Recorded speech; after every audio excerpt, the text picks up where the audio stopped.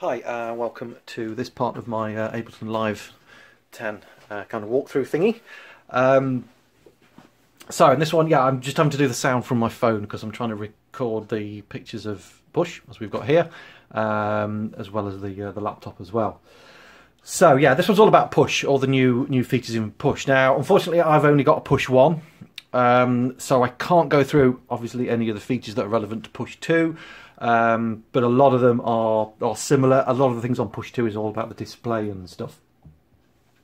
So a couple of general things.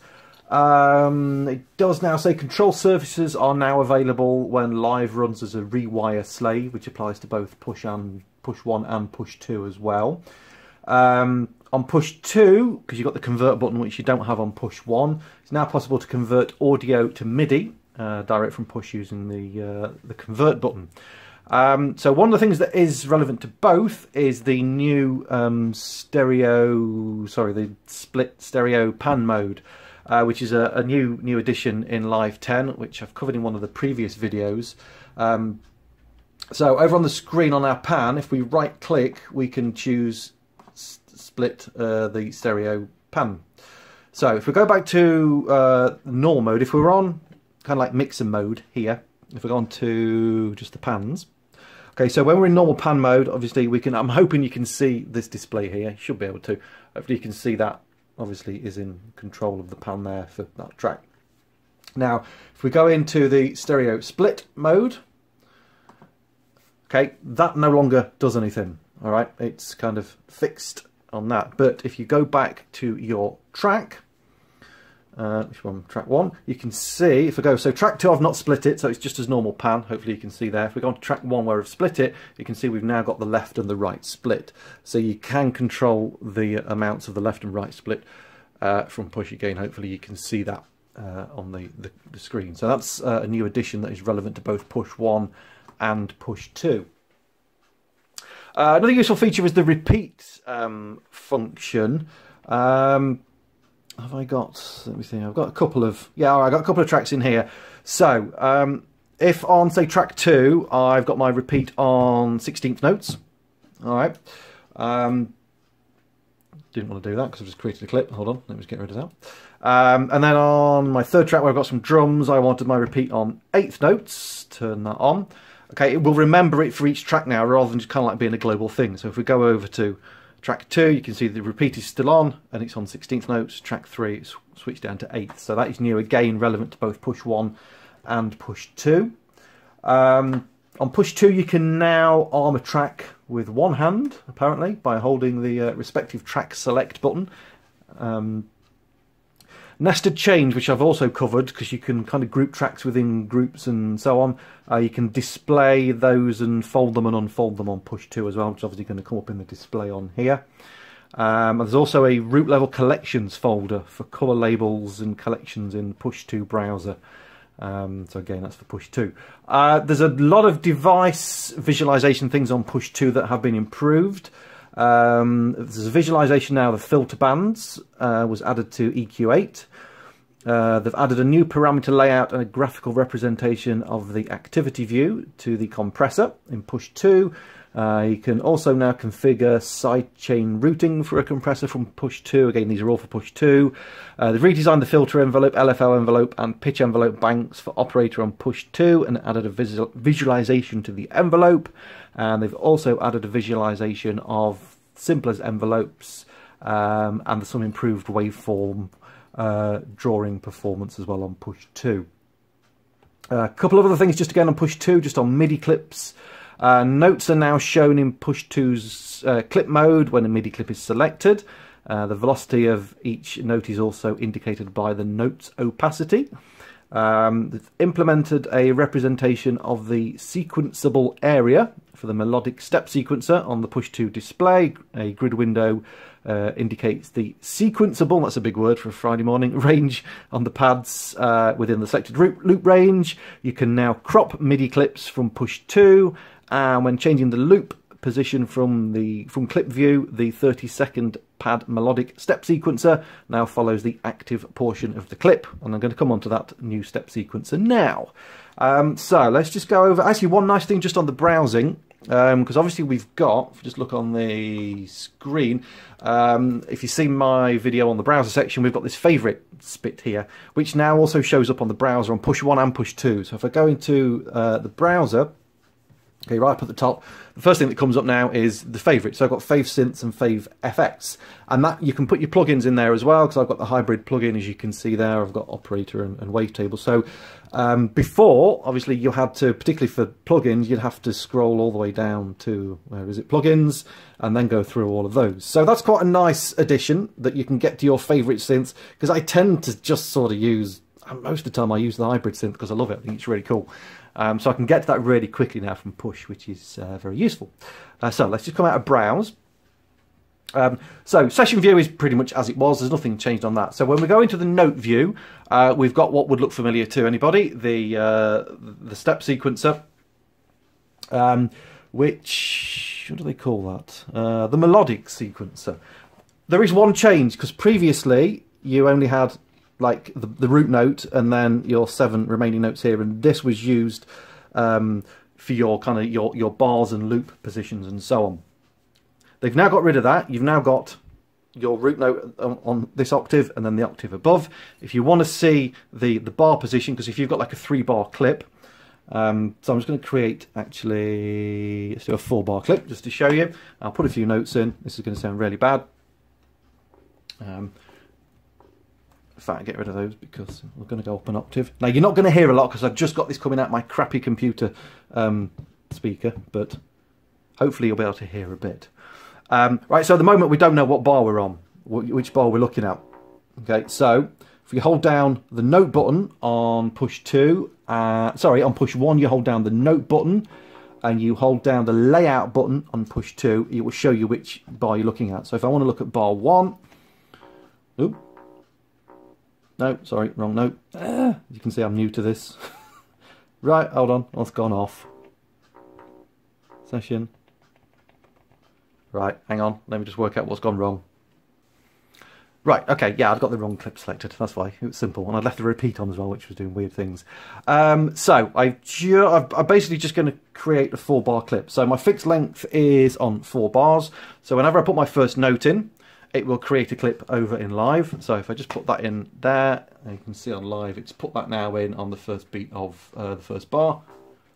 Okay, apologies for the sound being really quiet coming out there, but hopefully you can hear that. I'm just going to do it all on one note just to keep it simple. Okay, so that's just focused on bar 1 now. So if you hold down notes and keep that pressed down, you can see that's yellow. So the focus is on bar 1.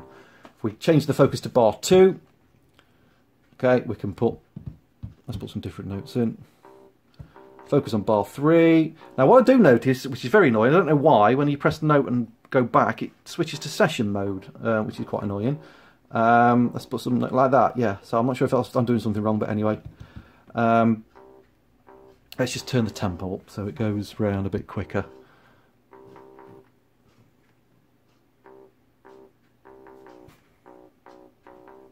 Okay, and then we can focus on bar 4, put a few notes in on there. Okay, and obviously we can select them all and it will scroll through.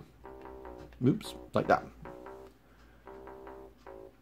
Okay, so there's your first bar, second bar, third bar, fourth bar, and it will obviously repeat round. So obviously if you want to just work on the third bar, you would just select that one and it will stay, sorry, on the third bar, which is coming up now, third bar. Okay, so hopefully that makes sense. Like I say, that annoying thing where it keeps going back to session view. I'm not sure if that's a glitch or it's my push or what, but I've tried it on 2 different units and it seems to do the same thing. But anyway. Right, so that's new on the that step sequencer before. So the new thing is, let's just get rid of all of these notes. In fact, let's just get rid of the clip and we'll start a new one. So we've got this, which is this new layout, a 32-step sequence, melodic sequencer, whatever you want to call it. So the top half we've got 32 pads where we can step sequence our notes, and then the bottom we've got 32 pads which are our actual notes. Okay, so these work pretty much the same way as the drum rack works. So you choose the note that you want down here, obviously as you play it. Okay, it will audition the note, so if we want to do that note there, and I'm going to just do 1 bar for now. do it on the fixed length of 1 bar. So as soon as you put a note in, it's going to create a MIDI clip for you. Okay, and it's going to play that note, obviously based on the grid resolution down here. So if we go to 16ths,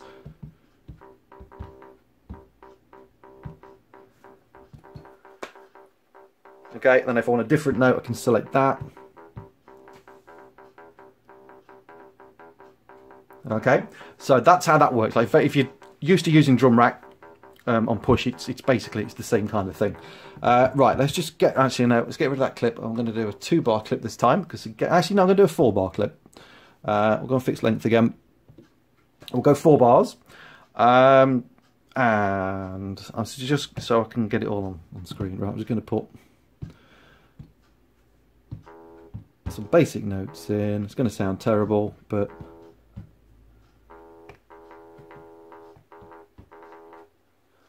okay, we've got something across 4 bars. Yeah, okay, so we've got some really dodgy notes now going across 4 bars. Obviously, again, it's focused on this bar, which I think is bar 2 at the moment. Okay, so we've got the same thing. If you hold down note and you hold down layout on push 2, okay, we get this new row will appear, and these are our 4 bars. Okay, so at the moment, we've kind of got bar 1 and bar 2 in focus, and not bar 3 and bar 4. We want to focus on those two. Yeah, where's it gone? Okay, that's going to show us bar 3 and bar 4. Again, it's dependent on your grid resolution down here. Obviously, if I went to quarter notes,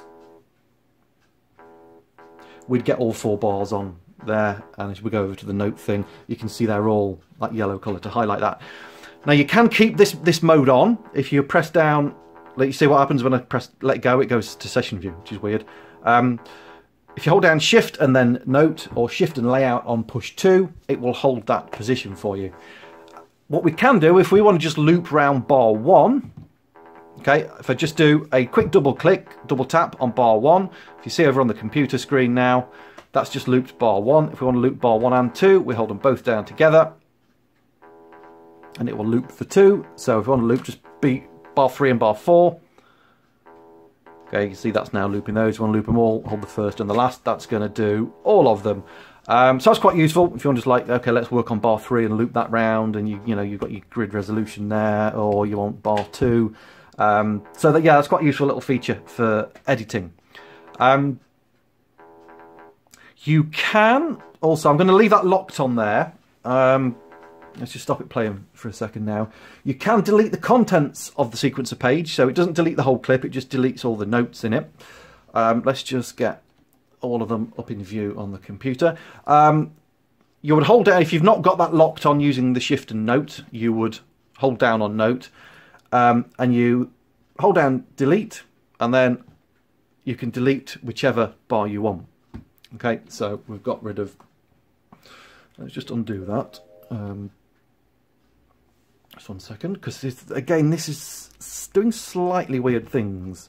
If that one's selected, okay, is that going to delete just bar 1? Yeah, so that's deleted just bar 1. Okay, so if I want to delete bar 3, I'd select just that one, hold down delete, and then bar 3. The notes in bar 3 will go. I think, let me just undo that, because again, I've only just started playing with this morning. If we've got them all in focus, like that, now you kind of got to do it.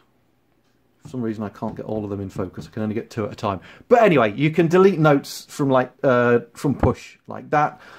Again, it seems a little bit glitchy at the moment. I'm not sure whether that's just because it's a new version or what, I'm not sure.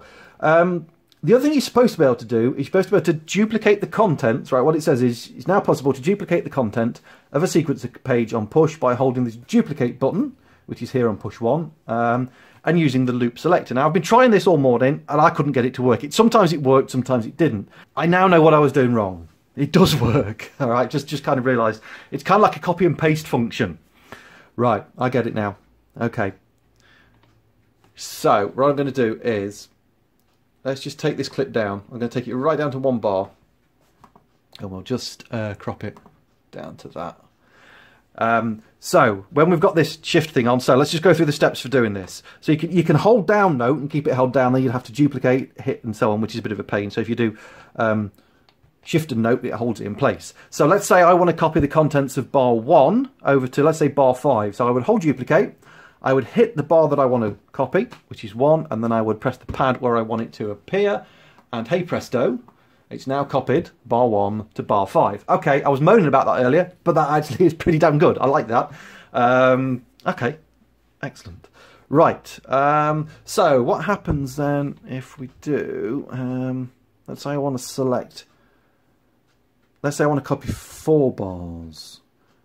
Do I do them one at a time? And then press there? No, we don't. Okay, perhaps we do it like that. Right, actually, you know what? If I'd read the instructions up here, I wouldn't know what I'm doing. Because look, when you, I don't know if you can see up there. Right, so press destination page. Oh no, lost it. Press destination page to paste. So it's copied that page, and then I can paste it across there, which is giving me those 2 bars. Doesn't seem to be able to do any more. I don't know why. It doesn't seem to be able to do any more than 2 at a time. So if I highlight those 2. Now, is that down to my... right. I think it's probably down to my... Yes, okay, again, I'm being thick. But, you know, it's always useful to know these things. I think it's down to your page resolution. So, if I now duplicate and just hit the first bit there, that's copied it. We paste it there. And it's done only 2 bars again. Okay, why? I don't know. Right, let's try one more time. Sorry, this is a bit boring, but this is watching me work out what I'm doing while we're doing it. Right, let's just crop that to there. Right, we've got 4 bars. I'm on quarter notes down here, so all of these are selected. So, if I duplicate, press the first one. Paste it. And that's done nothing apart from made my clip 4 bars long. Right, okay, I'm going to just try and work this out. Just bear with me. I'm going to pause the video for a second and work it out because it's annoying me now. I want to know how to do it. Right, I think I've worked it out. I might be just doing something stupidly wrong. Right, if I have the resolution here on quarter notes, and again, I might be being completely thick here. I don't know. Right, so if you duplicate it, so if you hold down duplicate, we're in the shifting here, and I paste it there. Basically what it does, for some reason, it just creates 4 bars of another 4 bars with no notes in it. If I have push on 8th notes, do the same thing. Hold duplicate, just tap on one of those, paste it there. It does do it. All right, it does give me those. Oops, sorry. It does give me the. It copies them all across and duplicates it. Now I don't know whether is that to do with this. Let me just try one other thing. We'll put that on quarters. No, still don't do it. So for some reason, okay, we need to be on 8th notes for that. So it seems a little bit hit and miss. It's quite a good feature if it kind of worked a bit better than that. But okay, it does work. At least it does work because I couldn't get it to work at all earlier. Right, I spent enough time on that.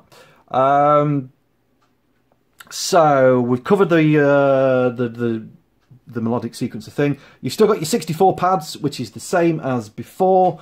If you hold down the note or layout, it will give you your bar selectors again across the top, which I think was the same as on the previous version. I'm not sure. So we've talked about the shift and layout or shift and note to kind of lock that in place. So drum racks. So this is relevant to drum racks and simpler slicing mode on both push 1 and push 2. If we hold down the note button, we'll get like the layout, the velocities. So it momentarily toggles the 16 velocity pads things here on and off. Again, it keeps going back to session view. Not sure why. We do shift and note. No. I'm not sure what that's doing, but anyway, let's just toggle through again. So you've got your normal drum rack mode.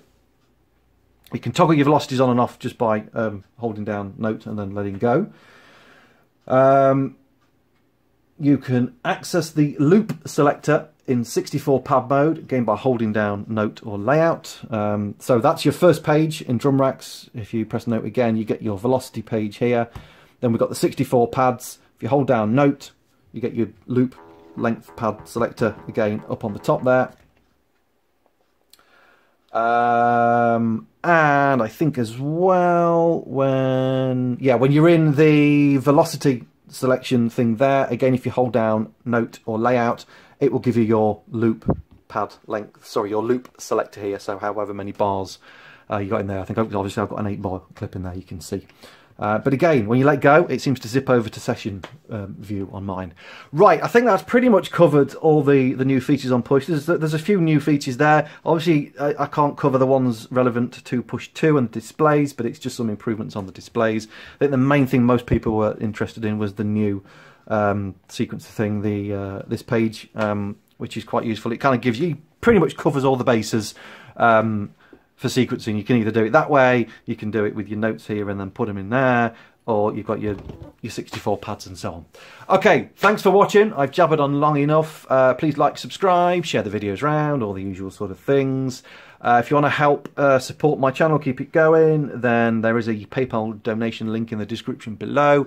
Or just go and stream my music loads of times. It's available on all digital stores, Spotify, iTunes, whatever. Go and follow me on all of those. All much appreciated. Thanks for watching, and I'll see you on the next one.